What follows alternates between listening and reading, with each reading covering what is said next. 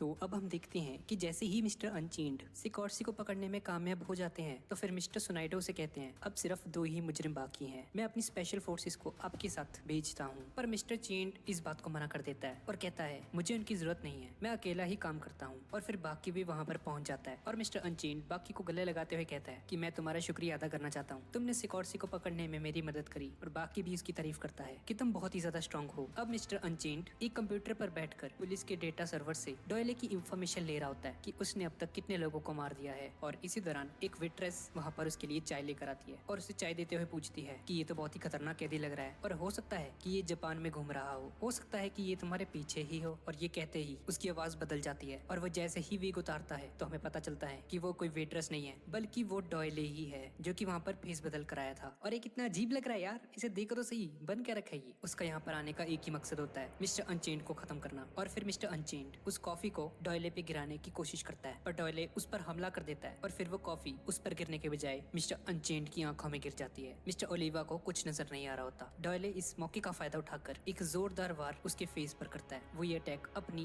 बाजू से करता है जिसके अंदर एक बहुत ही खतरनाक ब्लेड होता है। मिस्टर अनचेंड के मुंह से खून निकलना शुरू हो जाता है। डॉयले से कहता है मुझे आज तक कोई नहीं पकड़ पाया, मैं सिर्फ अपनी मर्जी से पकड़ा जा सकता हूँ, किसी में इतना दम नहीं है कि मुझे पकड़ सके, तुम भी मुझे कभी पकड़ नहीं पाओगे। मिस्टर ओलिवा उसकी ये बातें सुनकर मुस्कुरा रहा होता है और वो उस कमरे के डोर को लॉक कर देता है। मिस्टर अनचेंड बहुत ही ज्यादा एक्साइटेड होकर कहता है अरे तूने तो मेरा दिल ही बना दिया यार, आज मजा आएगा तुझे मारने में, अब हमें कोई भी डिस्टर्ब नहीं करेगा, किसी ने मेरे चेहरे से आज तक खून नहीं निकाला था पर तुमने ये कर दिखाया। और फिर जैसे ही मिस्टर अनचेंड उस पर अटैक करने की कोशिश करता है तो उसे चक्कर आ जाते हैं और वो नीचे जमीन पर गिर जाता है। डॉयले उससे कहता है कि मेरे ब्लेड में बेहोशी की दवा थी। उसका प्लान था कि वो डॉयले को बेहोश कर देगा और फिर उस पर हमला करेगा, लेकिन मिस्टर अनचेंड के मसल्स बहुत ही ज्यादा बड़े होते हैं इसीलिए वो दवाई ज्यादा काम नहीं करती। और फिर जैसे ही मिस्टर अनचेंड थोड़ा होश में आता है और उठने की कोशिश करता है तो डॉयले उसके मुंह पर एक जोरदार लात मार देता है और उसके मुंह से खून निकलना शुरू हो जाता है। डॉयले उसे बताता है कि मेरी पूरी बॉडी में ब्लेड्स लगे हुए हैं, मैं एक चलता फिरता ब्लेड हूँ। अब मिस्टर अनचेंड नीचे जमीन पर गिर जाता है और उसके चेहरे से खून निकलना शुरू हो जाता है और वो जैसे ही नीचे लेटा होता है वो डॉयले की टांग को पकड़ लेता है और उसे घुमाते हुए जमीन पर पटक देता है। वो इतनी जोर से उसे पटकता है कि पूरी की पूरी बिल्डिंग हिल जाती है। सभी पुलिस ऑफिसर्स को लगता है कि शायद अर्थक्वेक आया है और अब डॉयले बहुत ही ज्यादा घायल हो जाता है। डॉयले अपने कदमों पर खड़ा नहीं हो पा रहा होता और मिस्टर अनचेंड उसे कॉलर से पकड़ लेता है, लेकिन इसी दौरान मिस्टर अनचेंड की उंगलियां कट जाती हैं। उसकी नजर जैसे ही डॉयले के कॉलर पर पड़ती है तो वो देखता है कि वहाँ पे छोटे छोटे ब्लेड्स लगे होते हैं जिसकी वजह से ही उसकी उंगलियां कट गई थी। डॉयले इस मौके का फायदा उठाता है और अब डॉयले एक नाइफ निकालकर उसके पेट में घुसा देता है। डॉयल को समझ आ जाता है कि वो मिस्टर अनचेंड को हरा नहीं पाएगा, इसीलिए वो वहाँ से भाग जाता है। थोड़ी देर बाद वो इंस्पेक्टर और शिबुकावा वहाँ पर आ जाते हैं और वो कमरा खोलकर देखते हैं कि चारों तरफ खून ही खून पड़ा है और मिस्टर अनचेंड बहुत ही ज्यादा जख्मी हालत में है, लेकिन वो फिर भी अपने कदमों पर खड़ा है। मिस्टर अनचेंड मजाक करते हुए कहता है तुम पुलिस वाले अपनी लड़कियों को क्या खिलाते हो बे, नहीं उसने मेरे पेट में चाकू घुसाया बल्कि मुझे पटक पटक कर मार दिया। और फिर मिस्टर अनचेंड एयर डक्ट की तरफ इशारा करते हुए कहता है कि वो छत से यहाँ से भागने में कामयाब हो चुका है। अब मिस्टर अनचेंड शिबुकावा की तारीफ करते हुए उसे कहता है कि मैंने सुना है कि आप बहुत ही ज्यादा पावरफुल हैं, क्या मैं आपकी ताकत का छोटा सा नमूना देख सकता हूँ। और ये बोलते हुए वो शिबुकावा से हाथ मिलाने की कोशिश करता है और शिबुकावा का हाथ दबाने लगता है। वो मिस्टर अनचेंड की ताकत को उसी के खिलाफ यूज करता है और उसका हाथ दबाते हुए उसे जमीन पर लिटा देता है। इस तरफ हम डॉयले को देखते हैं जो कि एक ट्रेन की खिड़की के बाहर चिपका हुआ होता है। सभी पैसेंजर्स ये देखकर बहुत ही ज्यादा हैरान हो जाते हैं कि क्या कोई नॉर्मल इंसान ऐसा कर सकता है। और इस तरह शिबुकावा मिस्टर अनचेंड का हाथ नहीं छोड़ रहा होता और उसका हाथ दबा रहा होता है। और अब उन तीनों की नजर जूडो ट्रेनिंग एरिया पर पड़ती है और अब वो तीनों उस जूडो क्लास में आ जाते हैं। अब मिस्टर अनचेंड जूडो वाली ड्रेस पहनने की कोशिश करता है पर वो ड्रेस उसे फिट नहीं आती और अब वो अपने दोनों कंधों से उस शर्ट को फाड़ देता है और अपने डोले शोले दिखाते हुए कहता है अब बिल्कुल ठीक है, अब मैं आसानी से लड़ सकता हूँ। मिस्टर अनचेंड सुनाइडा से कहता है कि मैं आज ही गोल्ड मेडल जीतकर यहाँ से चला जाऊंगा। वो इंस्पेक्टर से कहता है ऐसा बिल्कुल भी नहीं होगा, तुम्हें पहले बेसिक्स के बारे में तो पता नहीं है और अब तुम यहाँ के सबसे कम ताकतवर फाइटर से लड़ोगे। मिस्टर सुनाइडा का सामना वहाँ के सबसे कमजोर स्टूडेंट से होता है और उसे रूल्स के बारे में समझाने लगता है। और अब मिस्टर अनचेंड जिसे अपनी ताकत पर पूरा भरोसा होता है और ताकत के अलावा उसके पास और कोई भी टेक्निक नहीं होती। और फिर जैसे ही उन दोनों का मुकाबला होता है मिस्टर अनचेंड उस पर भारी पड़ना शुरू हो जाता है और उसे हरा देता है। और अब इसके बाद वहाँ के सबसे ताकतवर फाइटर को बुलाया जाता है मिस्टर अनचेंड के साथ फाइट करने के लिए और उसकी हाइट और मसल्स मिस्टर अनचेंड से डबल होते हैं। और फिर जैसे ही उन दोनों के बीच में फाइट शुरू होती है तो मिस्टर अनचेंड देखते ही देखते उसे भी हरा देता है और उसे चारों ओर घुमा रहा होता है। वो झूला झूल रहा होता है उसके साथ ऐसा लगता है और उसे जमीन पर पटक देता है। अब उन दोनों में राउंड 2 शुरू हो जाता है और फिर मिस्टर अनचेंड को हराना तो दूर की बात है, उसे ऐसा लग रहा होता है कि जैसे कोई पेड़ किसी रस्सी से बांध रखा होता है किसी ने और वो 2 रस्सियों की मदद से उस पेड़ को खींचने की कोशिश कर रहा है। फिर जैसे ही मिस्टर अनचेंड एक के बाद एक सभी स्टूडेंट्स को हरा देता है है वहाँ पे। शिबुकावा भी उससे फाइट करने के लिए रेडी हो जाता है और फिर जैसे ही उन दोनों में फाइट शुरू होती है तो मिस्टर अनचेंड उसे कॉलर से पकड़कर जमीन पर पटकने की कोशिश करता है, लेकिन शिबुकावा जो कि डोजो का मास्टर है वो अपने पाँव के अंगूठे को जमीन पर लगाते हैं और दूर हो जाते हैं उससे। और फिर जैसे ही उसकी नजर उसके राइट हैंड पर पड़ती है तो उसका राइट हैंड लगभग डिस्ट्रॉय हो चुका होता है। वो मुड़ जाता है। मिस्टर शिबुकावा ने अपनी आई की टेक्निक को यूज किया होता है उस पर, जिससे कि वो अपने ओपोनेंट की पावर को उसी पर अप्लाई करके उसे हरा देता है। और फिर वो कहता है भाई मुझे नहीं चाहिए कोई बेल्ट वेल्ट, मैं नहीं लड़ रहा इस बंदे से। लेकिन मिस्टर शिबुकावा उसकी इस फाइट से काफी ज्यादा खुश होते हैं और वो उसे वो ब्लैक बेल्ट दे देते हैं। इसके बाद हम देखते हैं कि कात्सुमी अपने एक दोस्त से बात कर रहा होता है। वो भी एक बहुत अच्छा फाइटर होता है और उसका नाम शिनोगी कोशो होता है। उसकी ये खासियत होती है कि वो अपने ओपोनेंट की वेन्स को काट सकता है। कात्सुमी शिनोगी से सबको मिलवाता है और अपने स्टूडेंट से कहता है ये आपके टीचर हैं,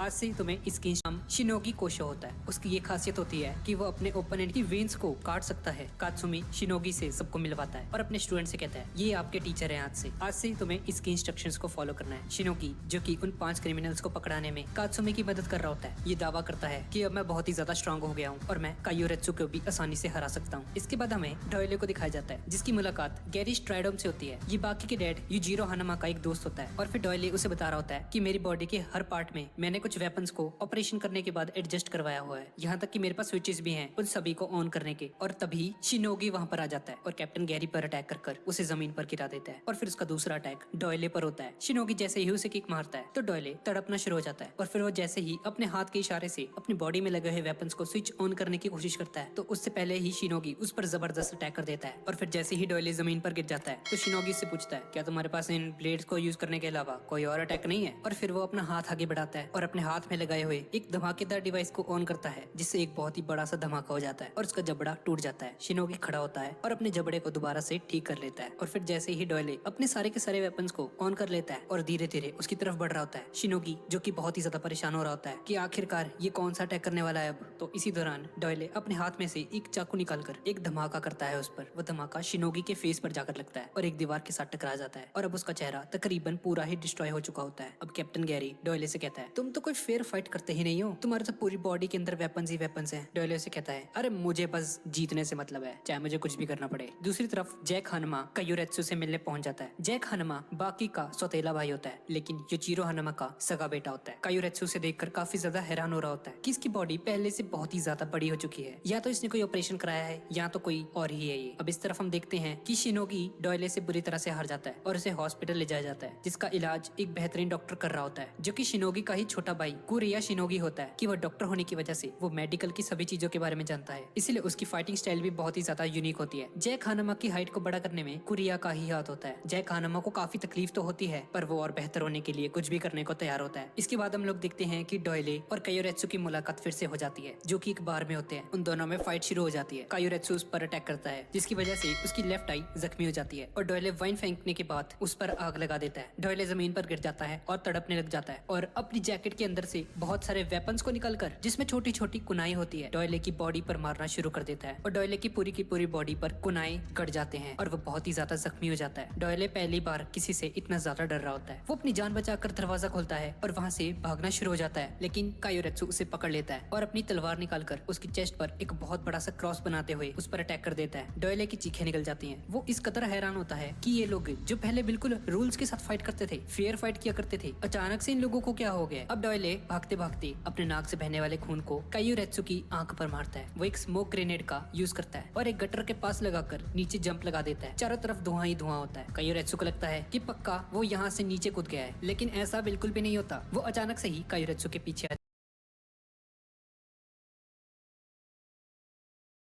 होता और वो बंदा बिल्कुल भी नहीं रुकता और उस पर लगातार अटैक्स कर रहा होता है और फिर जैसे ही गाय रुकता है तो चबा डालता है और उसे तोड़ फोड़ कर जमीन पर फेंक देता है। सिकोर्सी ये देखकर हक्का बक्का रह जाता है। ये इंसान नहीं है, ये तो कोई मॉन्स्टर है। मैंने इतने स्ट्रॉन्ग जबड़े तो किसी के भी नहीं देखे जो किसी मेटल तक को चबा डाले। सिकोर्सी को समझ आ जाता है कि वो जैक हानमा को हरा नहीं सकता। जैक हानमा को भी मजा नहीं आ रहा होता, इसलिए वो ये मैच छोड़कर वहाँ से चला जाता है और वो एक दूसरे बंदे को भेजता है कि जा भाई लड़ इससे यार, इसने तो बोर कर दिया मुझे। और फिर देखते ही देखते गाया नामी नाम का एक फाइटर जो कि दिखने में एक कमांडो की तरह होता है, उसके हाथ में एक चाकू होता है और एरिना में पहुंचते ही वो चाकू सिकोर्सी की तरफ फेंकता है लेकिन सिकोर्सी उसे डॉच कर लेता है और फिर देखते ही देखते वो बंदा एक गन निकाल लेता है और सिकोर्सी की तरफ फायरिंग शुरू कर देता है। उसका ये सब कुछ इसे जंगलों में ये टेक्निक बहुत ही पहुंची जाता है कि यही उसका ओपोनेंट यानागी को लगता है। एक तरफ ये फाइट चल रही होती है और वो काउंटडाउन खत्म होता है।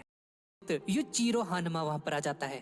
अब यानागी यूचिरो हानमा के सामने घुटने टेक कर बैठा होता है। यानागी पहली बार यूचिरो हानमा को इतनी करीब से देख रहा होता है। उसके दिल में काफी ज्यादा डर होता है उसके लिए, और फिर वो उसकी तारीफ करते हुए कहता है, दुनिया का सबसे ताकतवर इंसान मेरे सामने खड़ा है और तुमने अपने हाथ से ही उस तलवार के टुकड़े टुकड़े कर डाले। मैंने तुम्हारे बारे में जितना कुछ भी सोचा था वो सब कुछ सच निकला। मैं सिर्फ ये देखने आया हूँ कि तुम ये लड़ाई हार चुके हो या नहीं, यानी कि तुम अपनी हार अपनी जुबान से कबूल करते हो या नहीं। यानागी उसे कहता है, मैं आपकी काफी इज्जत करता हूँ, पर जब तक मेरी सांसें चल रही हैं, मैं हार नहीं मानने वाला। इजुमोटो भी काफी ज्यादा हैरान हो जाता है कि तुम्हें ये बात यूचिरो हानमा के सामने नहीं बोलनी चाहिए थी। अब तो गया बेटा, अब नहीं तेरे को छोड़ने वाला ये। यूचिरो हानमा काफी ज्यादा घमंडी आदमी है और उसके सामने अगर कोई अकड़ दिखाने की कोशिश करे तो यूचिरो हानमा उसकी ऐसी की तैसी कर देगा। अब यूचिरो हानमा की बॉडी से हीट निकलनी शुरू हो जाती है, उसका बीपी हाई हो जाता है, ब्लू कलर का एक ऑरा निकलना शुरू हो जाता है। इजू सोचता है अब इसकी खैर नहीं है, अब तो गया ये। पर तभी शिबुकावा भी वहाँ पर पहुंच जाता है और यूचिरो हानमा को अपने सामने खड़ा हुआ देखकर समझ जाता है कि मेरे सामने आने वाला वो दरवाजा यानागी की वजह से नहीं था, यूचिरो हानमा की वजह से था। ये शिबुकावा की एक इंस्टिंक्ट होती है जो कि तब एक्टिवेट होती है जब वो किसी पावरफुल एनिमी के साथ लड़ने जा रहा होता है। और फिर हम देखते हैं कि यूचिरो हानमा एक जोरदार मुक्का यानागी के मुंह पर मारता है और ये मुक्का पड़ते ही यानागी के चेहरा डिसफिगर्ड होना शुरू हो जाता है। उसका दांत, उसके जबड़े, उसके फेस के सारे मसल्स टूटने शुरू हो जाते हैं। यूचिरो का पंच इतना ज्यादा खतरनाक होता है कि शिबुकावा और इजू दोनों के दोनों हके बक्के रह जाते हैं। इसके बाद हमें डॉयले को दिखाया जाता है। वो लगभग अंधा हो चुका होता है, पर किसी न किसी तरीके से वो डॉयले के पेट में अपना घुटा के